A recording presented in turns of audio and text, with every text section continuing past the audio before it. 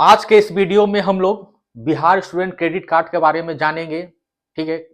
बहुत सारा बच्चों के क्वेश्चन है, बिहार स्टूडेंट क्रेडिट कार्ड है क्या, कितना पैसा मिलता है, कैसे मिलता है, और बहुत सारा सवाल है उनके दिमाग में। और उनका जो भी सवाल है इस वीडियो में लास्ट तक अगर वो देखेंगे तो उनका हर एक चीज का जवाब इस वीडियो में उनको मिलने वाला है। तो चलिए हम लोग वीडियो शुरू कर लेते हैं।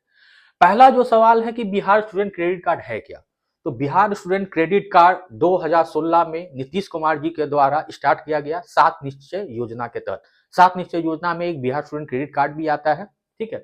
2016 में स्टार्ट जब हुआ तो पहले ये बैंक के द्वारा पैसा दिया जाता था, तो बहुत सारे कंप्लेंट्स गए। आज जो ये पैसा है अल्टीमेटली जो हम लोग जान लेते हैं, आज जो ये पैसा है ये सरकार खुद दे रही है बच्चों को। ठीक है। तो बिहार स्टूडेंट क्रेडिट के बारे में हम लोग थोड़ा सा ओवरव्यू ले लिए।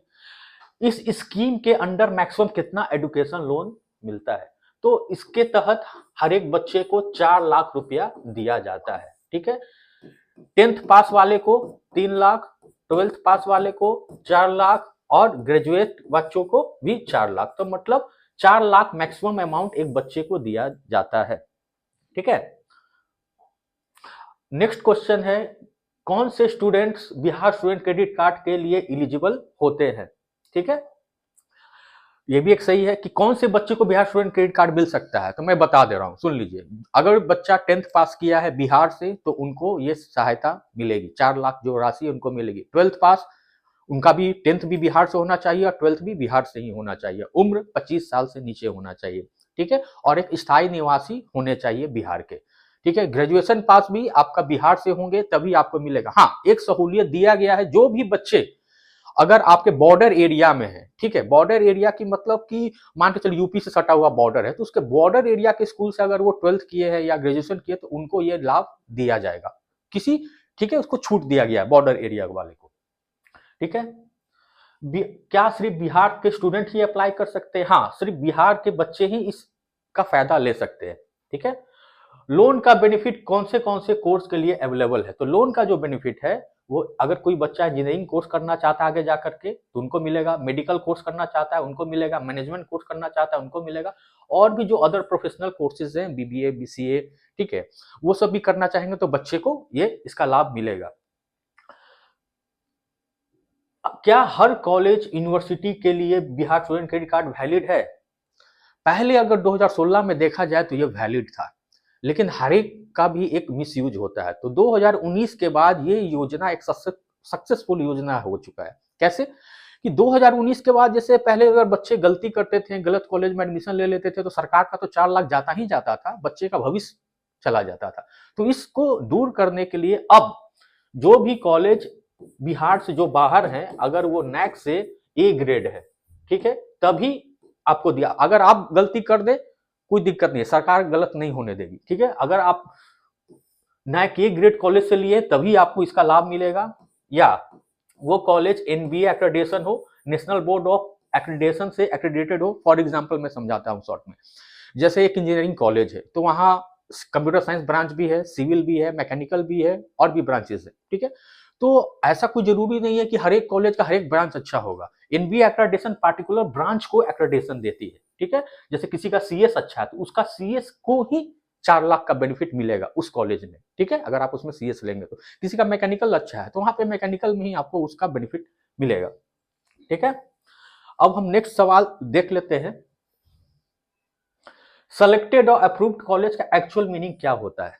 देखिए, सेलेक्टेड का मतलब है कि बिहार स्टूडेंट क्रेडिट कार्ड के जो लिस्ट में है, लिस्ट आपको अवेलेबल है वेबसाइट पे। ठीक है। 7 निश्चय योजना में जो है उस लिस्ट में अगर कॉलेज का नाम है तभी आपको इसका लाभ मिलेगा। तो एडमिशन लेने से पहले आप चेक कर ले कि हमारा जो जो कॉलेज में आप एडमिशन ले रहे हैं वो लिस्ट में है कि नहीं है। ठीक है। लोन अमाउंट स्टूडेंट के अकाउंट में आता है या डायरेक्टली कॉलेज में? देखिए, लोन का जो अमाउंट है 4 लाख रुपया, वो बच्चे के अकाउंट में पहले जाया करता था। 16 में 16 गया, 17 गया। ठीक है। अब क्या है कि ट्यूशन फीस का जो अमाउंट है वो कॉलेज या यूनिवर्सिटी में ही जाएगा जो भी अप्रूव्ड है। ठीक है। और जो अगर रहने खाने का खर्च लैपटॉप के नाम पे बच्चे को मिलता है 35,000। ठीक है। बुक्स एंड स्टेशनरी के नाम पे बच्चे को मिलता है 10,000 रुपया। ठीक है। ये बच्चे के अकाउंट में ही जाएगा। अगर कोई बच्चा चाह रहा है कि नहीं, मैं बाहर ही रहना पसंद करूंगा, कॉलेज का हॉस्टल नहीं लूंगा, यूनिवर्सिटी का हॉस्टल नहीं लूंगा, तो ऐसे स्थिति में आप कौन से टायर के शहर में रह रहे हैं उसके अकॉर्डिंग एक बना हुआ है, उसी के अकॉर्डिंग आपको पैसा जाएगा। ठीक है, जैसे पटना शहर में अगर आप रह रहे हैं तो 45,000 आपको जाएगा। ठीक है, तो ये जो पैसा है ये स्टूडेंट के अकाउंट में जाएगा डायरेक्ट सरकार की तरफ से। ठीक है, दूसरा सवाल है इंटरेस्ट रेट क्या होता है, क्या सब्सिडी का बेनिफिट मिलता है। देखिए, पहले जो था बच्चों पे, लड़कियों पे 1% और लड़कों पे 4% का इंटरेस्ट, सिंपल इंटरेस्ट लगा करता था। अब वो भी माफ हो गया है। इससे अच्छा चीज और क्या हो सकता है बच्चों के लिए। अब क्या है कि कोई भी आपको 4 लाख रुपया दे रहा है, जाइए पढ़िए और अच्छा कैरियर बनाइए। तो कौन सा आपका सरकार ऐसा पूरे इंडिया में मैंने नहीं देखा जो 4 लाख रुपया ऐसे डायरेक्टली बांट रहे हैं बिना कोई इंटरेस्ट का। तो इसका एक अच्छा है, आप लोग बेनिफिट का फायदा उठाएं और आगे की पढ़ाई करें। ठीक है, हम लोग तो देख लिए इंटरेस्ट तो लग ही नहीं रहा है, ये क्वेश्चन खत्म हो गया। लोन रीपेमेंट कब से स्टार्ट होता है, हाँ एक ये सवाल, लोन हमको कब से रीपेमेंट करना। जो 4 लाख है इसमें कोई इंटरेस्ट नहीं लग रहा है, मैं क्लियर बताता हूँ। और ये आप 10 ईयर्स 10 साल में इसको आप लौटा 4 लाख को, इतना लंबा समय आपको मिल रहा है बिना इंटरेस्ट का, इसमें एक भी सूद नहीं लगा। 10 साल में लौटाइए तो मतलब क्या हो गया आपका 3,500 4,000 पर मंथ का ईएमआई। अगर आपका जॉब लगा तो, इन केस मान के चले आपका जॉब नहीं लगा, उस स्थिति में क्या होगा। तो उस स्थिति में मैं आपको बता दे रहा हूं और अदर भी बच्चों को आप जरूर बताएं। उस स्थिति में क्या करना है, आपको एफिडेविट बनाना है, बोलना है कि मैंने 4 लाख का आपका लाभ उठाया लेकिन किसी कारणवश मेरा जॉब नहीं लग पाया। आप उस एफिडेविट को जमा कर दें, जो भी आपका डीआरसीसी जो भी आपका डिस्ट्रिक्ट का है उसमें जमा कर दें।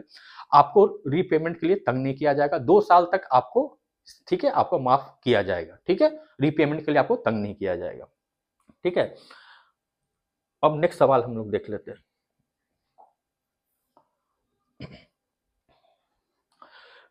बिहार स्टूडेंट क्रेडिट कार्ड के लिए कौन से डॉक्यूमेंट्स रिक्वायर्ड होते हैं। ठीक है, बिहार स्टूडेंट क्रेडिट कार्ड के लिए जो डॉक्यूमेंट्स रिक्वायर्ड है, सबसे पहला जो इंपॉर्टेंट डॉक्यूमेंट है बोनाफाइड लेटर। बोनाफाइड लेटर क्या होता है कि जैसे आपने कॉलेज में एडमिशन लिया तो उस कॉलेज का क्या फी स्ट्रक्चर है उसमें वो मेंशन होगा क्लियर वे में, और कॉलेज का या यूनिवर्सिटी का अकाउंट उसके अंदर मेंशन होगा। ठीक है, bonafide letter, fees receipt, college या यूनिवर्सिटी का आपने जो बिना पैसा दिए हुए तो आपका एडमिशन होगा नहीं, तो एक फीस रिसिप्ट आपसे मांगा जाएगा। ठीक है, अगर आप 10th पास हैं तो 10th का डॉक्यूमेंट, 12th बेसिस पर एडमिशन लिए तो 12th का डॉक्यूमेंट और ग्रेजुएशन का डॉक्यूमेंट ओरिजिनल। ठीक है, ये देखने के लिए। ठीक है, फिर आपका आधार लगेगा,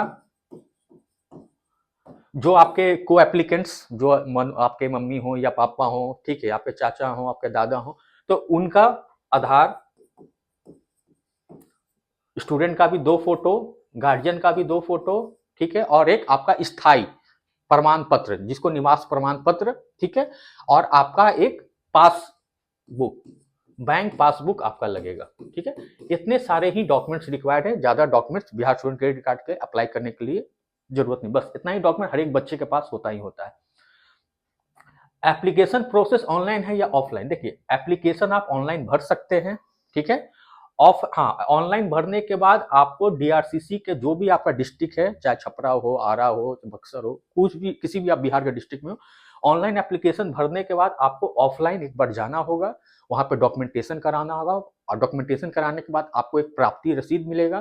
प्राप्ति रसीद मिलने के बाद जब आपका हर एक चीज वेरीफाई हो जाएगा, कॉलेज से वेरीफाई हो जाएगा, हाँ ये हमारा बच्चा है, ये मेरा ही बोनाफाइड लेटर है, कॉलेज को मेल जाता है, फिर कॉलेज रिवर्ट मेल करता है। सब प्रोसेस हो जाने के बाद आपको एक फिर से आपको बुलाया जाएगा, 100 रुपीज का स्टाम्प पेपर लेकर के उसमें आपको जाना होगा, और जाने के बाद आपका एक एग्रीमेंट बन जाएगा, उसमें लोन कैसे कैसे हर एक साल जाएगा उसमें वो मेंशन हो जाएगा। ठीक है, एप्लीकेशन रिजेक्ट होने का कॉमन रीजन क्या है।